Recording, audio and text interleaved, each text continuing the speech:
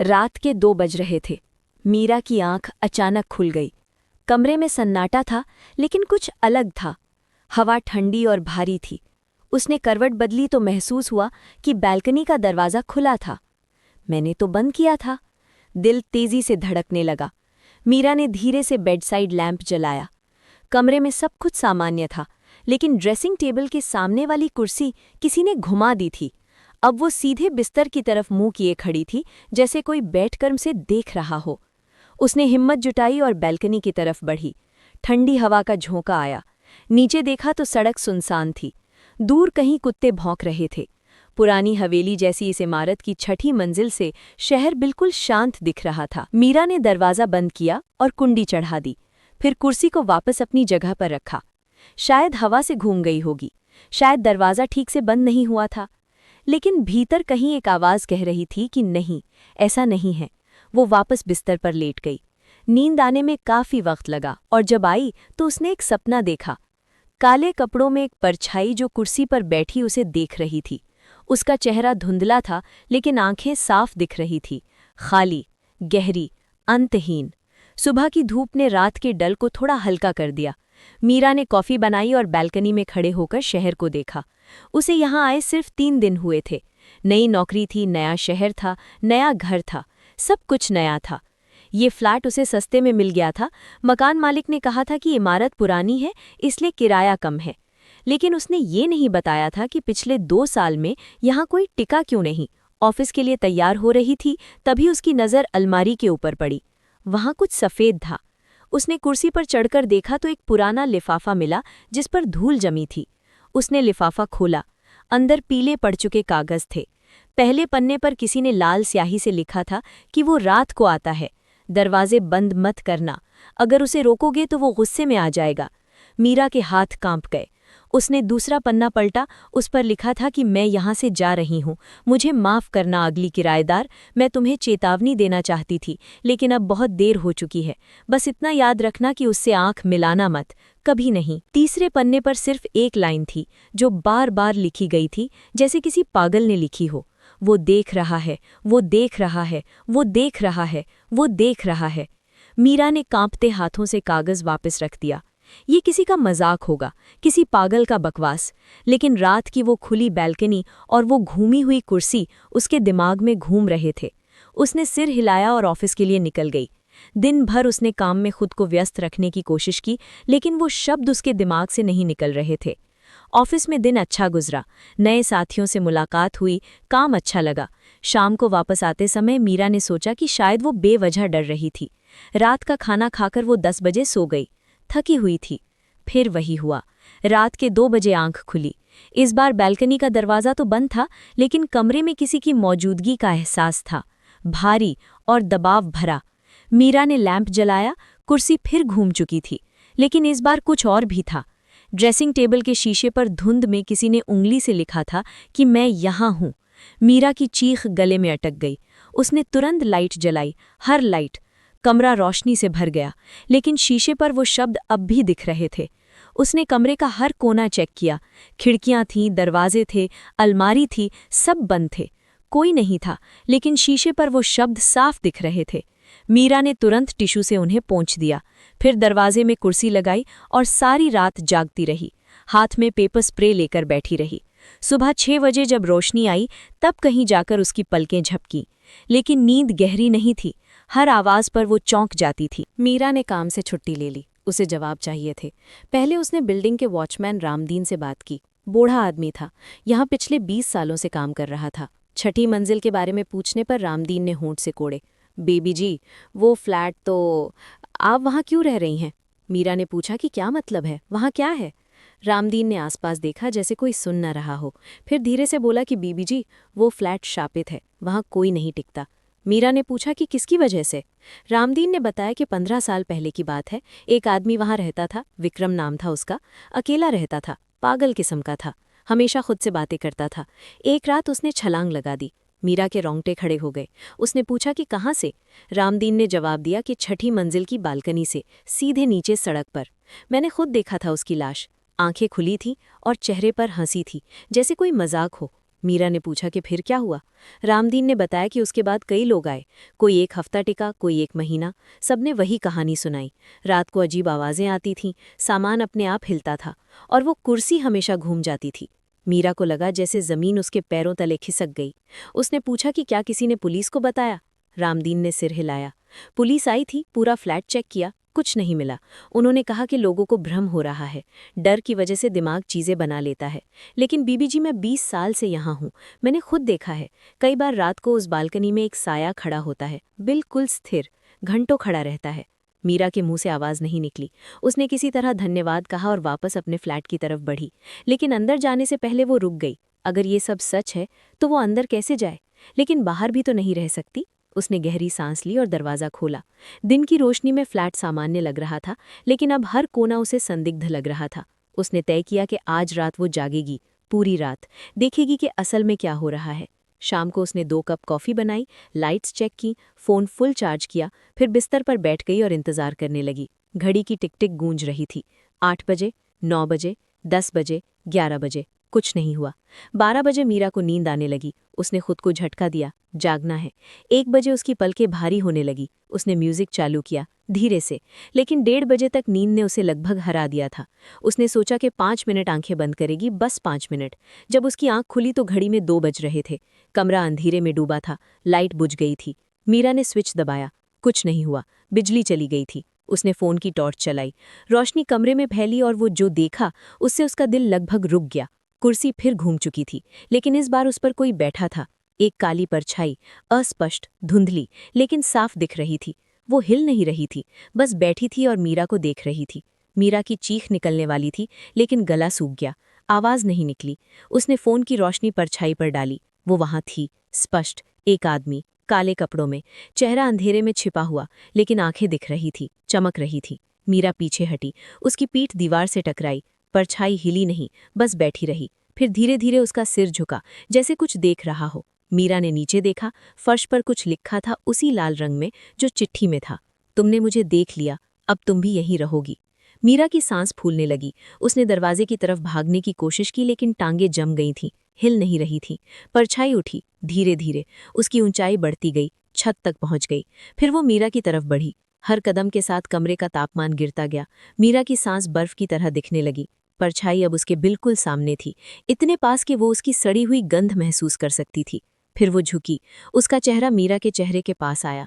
अब वो उसे देख सकती थी, विक्रम का चेहरा, सड़ा हुआ, गला हुआ, लेकिन आंखें जिंदा थीं, और मुस्कान, वही मुस्कान जो रामदीन ने बताई थी। मीरा ने आंखें बंद कर लीं, उसके मुंह से प्रार्थना निकलने लगी, कोई भी प्रार्थना जो उसे याद थी। फिर अचानक उसे महसूस हुआ कि दबाव कम हो रहा है। उसने आंखें खोली, परछाई पीछे हट रही थी, जैसे प्रार्थना से उसे तकलीफ हो रही हो। मीरा ने जोर से प्रार्थना जारी रखी, परछाई दीवार में घुसने लगी। उसकी चीख गूंजी, इतनी तेज कि खिड़कियां कांप गई। फिर वो गायब हो गई। कमरे में फिर से रोशनी आ गई, बिजली वापस आ गई थी। मीरा जमीन पर गिर पड़ी, सांस लेना मुश्किल हो रहा था। उसने चारों तरफ देखा, कुर्सी अपनी जगह पर थी, फर्श पर कुछ नहीं लिखा था, सब सामान्य था, जैसे कुछ हुआ ही नहीं। लेकिन मीरा जानती थी कि कुछ हुआ था। उसने उसे देखा था, महसूस किया था। वो उठी और तुरंत बैग पैक करना शुरू किया। कपड़े थे, जरूरी सामान था, बस इतना, बाकी सब यहीं छोड़ा जा सकता था। उसने दरवाजा खोला और बाहर निकली। सीढ़ियों से भागते हुए नीचे आई। रामदीन चौकीदार की कुर्सी पर सो रहा था। मीरा उसे जगाना नहीं चाहती थी। वो बाहर सड़क पर निकल गई, ठंडी हवा में सांस ली, पीछे मुड़कर देखा। 6ठी मंजिल की खिड़की में एक साया खड़ा था, देख रहा था। मीरा ने तेजी से कदम बढ़ाए। उसे नहीं पता था कि कहाँ जाएगी, लेकिन उस जगह पर वापस नहीं जाना था, कभी नहीं। अगले दिन मीरा ने मकान मालिक को फ़ोन किया और कहा कि वो फ्लैट छोड़ रही है। मकान मालिक ने कोई सवाल नहीं किया, जैसे उसे पता था, जैसे ये पहली बार नहीं हो रहा था। उसने बस इतना कहा कि ठीक है, और फ़ोन काट दिया। मीरा एक होटल में रुकी और नई जगह ढूंढने लगी। लेकिन रात को जब भी वो सोती तो वही सपना आता, काली परछाई, कुर्सी और वो आंखें। 3 दिन बाद उसे एक नया फ्लैट मिल गया। छोटा था लेकिन साफ था, नई बिल्डिंग में था। वहां जाकर उसे थोड़ी राहत मिली, लेकिन रातें अब भी डरावनी थी। हर आवाज़ पर वो चौंक जाती, हर परछाई को शक से देखती, और कभी-कभी जब वो दर्पण में देखती तो उसे लगता कि उसके पीछे कोई खड़ा है, लेकिन जब मुड़कर देखती तो कोई नहीं होता। 1 हफ्ते बाद मीरा को एक अखबार में खबर मिली। 6ठी मंजिल के उस फ्लैट में एक नई लड़की रहने आई थी। उसका नाम प्रिया था, युवा थी, नई नौकरी मिली थी, और तीसरी रात को वो भी गायब हो गई। पुलिस ने पूरा फ्लैट खंगाला, कुछ नहीं मिला। सिर्फ उसका फ़ोन मिला जिसमें आखिरी मैसेज था, मैंने उसे देख लिया, मुझे बचाओ, कृपया मुझे बचाओ। मीरा ने अखबार रख दिया, हाथ कांप रहे थे। उसे याद आया वो चिट्ठी, वो लाइन, अब तुम भी यहीं रहोगी। क्या प्रिया भी वहीं फंस गई थी, उस अंधेरे में, उस शापित जगह में?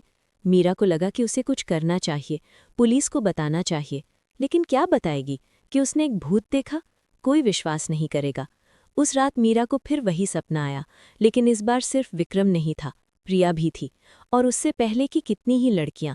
सब उस कमरे में कैद थीं, सब चीख रही थीं, मदद मांग रही थीं, और विक्रम हंस रहा था, वो भयानक हंसी जो कभी खत्म नहीं होती।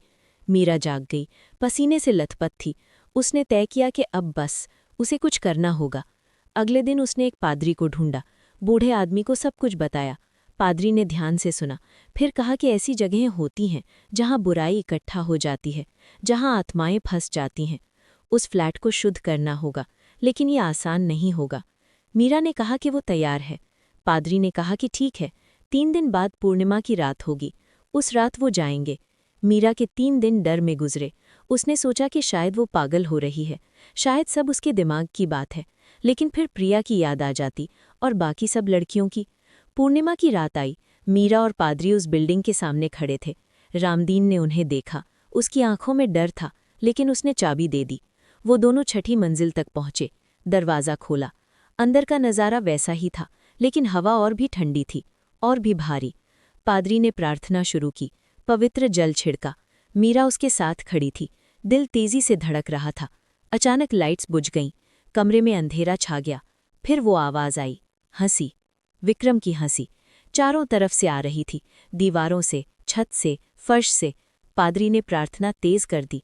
फिर परछाइयां दिखने लगी, एक नहीं, कई, सब लड़कियां, प्रिया भी थी, सब मदद मांग रही थी।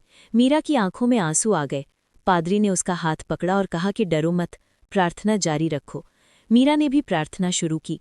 धीरे धीरे परछाइयां बदलने लगी, उनके चेहरों पर शांति आने लगी, जैसे उन्हें मुक्ति मिल रही हो। लेकिन विक्रम अब भी था। अब वो सामने आया, पूरी ताकत से। उसकी चीख इतनी तेज थी कि खिड़कियां टूट गईं। पादरी लड़खड़ाया, लेकिन गिरा नहीं। उसने क्रूस उठाया और विक्रम की तरफ बढ़ाया। विक्रम ने हमला किया, लेकिन क्रूस से वो छू नहीं सका, जैसे कोई दीवार हो। प्रार्थना तेज होती गई। मीरा और पादरी दोनों पूरी ताकत से बोल रहे थे। विक्रम कमजोर पड़ने लगा, उसकी परछाई धुंधली होने लगी। फिर एक आखिरी चीख के साथ वो गायब हो गया। कमरे में रोशनी भर गई, सब शांत हो गया। पादरी जमीन पर बैठ गया, थका हुआ था, मीरा भी। उन्होंने चारों तरफ देखा। कमरा साफ लग रहा था, हवा हल्की थी, वो भारीपन गायब था। पादरी ने कहा कि हो गया, वो आत्माएं मुक्त हो गई हैं, विक्रम भी जा चुका है, अब ये जगह सुरक्षित है। मीरा ने राहत की सांस ली, लेकिन तभी उसे कुछ महसूस हुआ, एक हल्की सी ठंडक पीठ पर। उसने मुड़कर देखा, दर्पण में कुछ लिखा था, धुंध में। धीरे धीरे अक्षर बन रहे थे, शुक्रिया। मीरा समझ गई, ये प्रिया का संदेश था, और बाकी लड़कियों का। वो आज़ाद हो गई थी, उन्होंने आभार जताया था। मीरा की आंखों में फिर आंसू आ गए, लेकिन इस बार खुशी के। पादरी ने उसके कंधे पर हाथ रखा, चलो यहाँ से, अब यहाँ रुकने की ज़रूरत नहीं। वो दोनों बाहर निकल आए। नीचे रामदीन इंतज़ार कर रहा था, उसकी आंखों में सवाल थे। पादरी ने सिर हिलाया, सब ठीक हो गया है, अब कोई परेशानी नहीं होगी। रामदीन के चेहरे पर विश्वास नहीं था, लेकिन उसने कुछ नहीं कहा। मीरा और पादरी वहां से चले गए। रास्ते में पादरी ने कहा कि तुमने बहादुरी दिखाई, बहुत कम लोग ऐसा कर पाते हैं। मीरा ने कहा कि उसके पास कोई विकल्प नहीं था, वो लड़कियां फंसी हुई थीं, उन्हें मदद की ज़रूरत थी। पादरी मुस्कुराया, यही तो बहादुरी है, डर के बावजूद सही काम करना। मीरा घर पहुंची तो रात के 3 बज रहे थे, थकी हुई थी, लेकिन पहली बार कई दिनों में उसे शांति महसूस हुई। उसने बिस्तर पर सिर रखा और गहरी नींद सो गई। कोई बुरा सपना नहीं आया। अगली सुबह जब वो उठी तो धूप खिड़की से आ रही थी, गर्म और सुनहरी। उसने कॉफ़ी बनाई और बालकनी में खड़े होकर शहर को देखा। जिंदगी सामान्य लग रही थी, लोग काम पर जा रहे थे, गाड़ियां चल रही थीं, सब कुछ ठीक था। मीरा ने सोचा कि शायद अब वो आगे बढ़ सकती है, उस रात को पीछे छोड़ सकती है। लेकिन कुछ दिन बाद उसे एक अजीब खबर मिली। उस पुरानी बिल्डिंग में आग लग गई थी। 6ठी मंजिल पूरी तरह जल गई। किसी को चोट नहीं आई, लेकिन वो फ्लैट पूरी तरह खत्म हो गया। फायर डिपार्टमेंट ने कहा कि शॉर्ट सर्किट हुआ होगा, लेकिन मीरा जानती थी कि ये कोई हादसा नहीं था, ये सफाई थी, उस जगह का अंत था। उसने रामदीन को फ़ोन किया। बूढ़े ने कहा कि हाँ बीबी जी, वो फ्लैट जल गया, लेकिन अजीब बात यह है कि बाकी बिल्डिंग को कुछ नहीं हुआ, सिर्फ वही एक फ्लैट, जैसे किसी ने जानबूझकर उसे जलाया हो। मीरा ने धन्यवाद कहा और फ़ोन रख दिया। उसे लगा कि शायद ये सही था, उस जगह को ख़त्म होना ज़रूरी था, ताकि कोई और वहाँ फंस ना जाए। हफ्ते भर बाद मीरा को एक चिट्ठी मिली।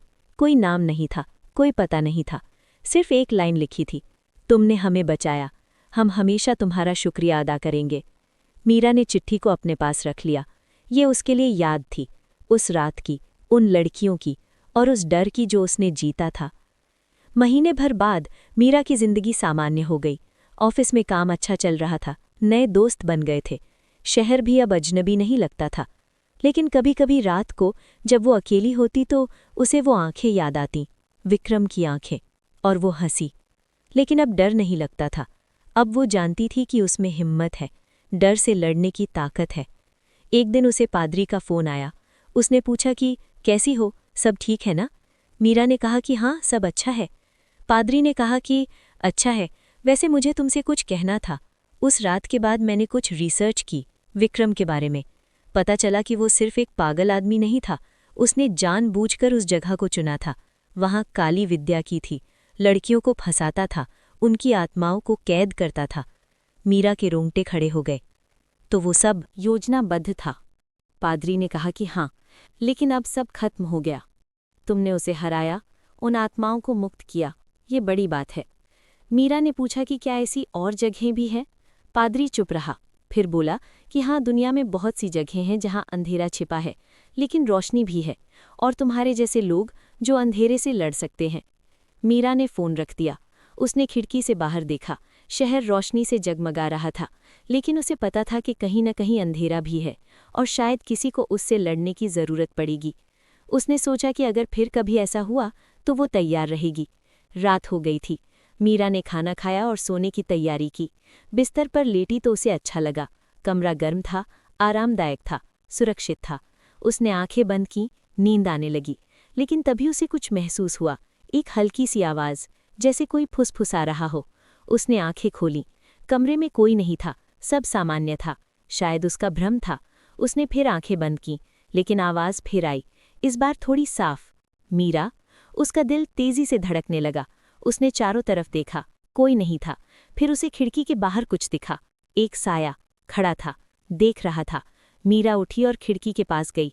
बाहर कोई नहीं था, सिर्फ अंधेरा था, और दूर सड़क पर कुछ गाड़ियां। उसने राहत की सांस ली, फिर खिड़की बंद की।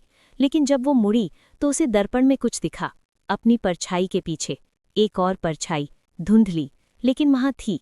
मीरा ने तुरंत मुड़कर देखा, कोई नहीं था। उसने फिर दर्पण में देखा, परछाई अब भी थी, और अब वो मुस्कुरा रही थी। मीरा के मुंह से चीख निकली, लेकिन तभी परछाई गायब हो गई। कमरे में सन्नाटा था। मीरा कांप रही थी। उसने तुरंत लाइट जलाई, हर लाइट। कमरा रोशनी से भर गया। उसने फ़ोन उठाया और पादरी को कॉल किया, लेकिन फ़ोन नहीं लगा। उसने फिर कोशिश की, फिर नहीं लगा।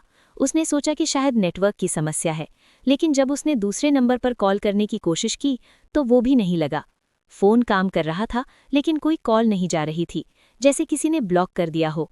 मीरा दरवाजे की तरफ बढ़ी, बाहर जाना होगा, यहाँ नहीं रुकना। लेकिन जैसे ही उसने दरवाजे की कुंडी पकड़ी, वो जल गई। इतनी गर्म थी कि उसके हाथ पर फफोला पड़ गया। उसने चीखते हुए हाथ पीछे खींचा। क्या हो रहा था? उसने खिड़की की तरफ देखा, शायद वहां से निकल सके। लेकिन जब वो खिड़की के पास पहुंची तो बाहर का नज़ारा बदल चुका था। अब सड़क नहीं थी, गाड़ियां नहीं थीं, सिर्फ अंधेरा था, गहरा, अनथीन। और उस अंधेरे में चेहरे तैर रहे थे, दर्जनों चेहरे। सब चीख रहे थे, मदद मांग रहे थे। मीरा पीछे हटी। ये सपना है, बस एक बुरा सपना। उसने खुद को चिकोटी काटी। दर्द हुआ तो ये सपना नहीं था, ये असली था। उसने प्रार्थना शुरू की, वही जो पादरी ने सिखाई थी। लेकिन इस बार कुछ नहीं हुआ, कोई असर नहीं हुआ। तभी कमरे में ठंडक फैलने लगी और वो आवाज़ फिर आई, लेकिन अब साफ थी। मीरा, तुमने सोचा था कि तुमने मुझे हराया, लेकिन तुम गलत थीं। मैं कभी नहीं मरा, मैं सिर्फ इंतजार कर रहा था, सही समय का, सही शिकार का। मीरा ने आवाज की दिशा में देखा। कोने में एक परछाई बन रही थी, धीरे धीरे। विक्रम। लेकिन अब वो पहले से भी ज्यादा डरावना लग रहा था। उसका चेहरा और भी सड़ा हुआ था और आंखें पूरी तरह काली थीं। उसने कहा कि तुमने मुझे उस फ्लैट से निकाला, लेकिन मैं तुम्हारे साथ आ गया, तुम्हारी परछाई में छिपा रहा, इंतजार करता रहा, और अब ये तुम्हारा घर है, अब यहीं तुम्हारी कब्र बनेगी। मीरा की सांस फूलने लगी। वो फंस गई थी, कोई रास्ता नहीं था। विक्रम उसकी तरफ बढ़ा। हर कदम के साथ कमरा और ठंडा होता गया। मीरा ने आंखें बंद कर लीं। अगर ये अंत है तो वो हार नहीं मानेगी।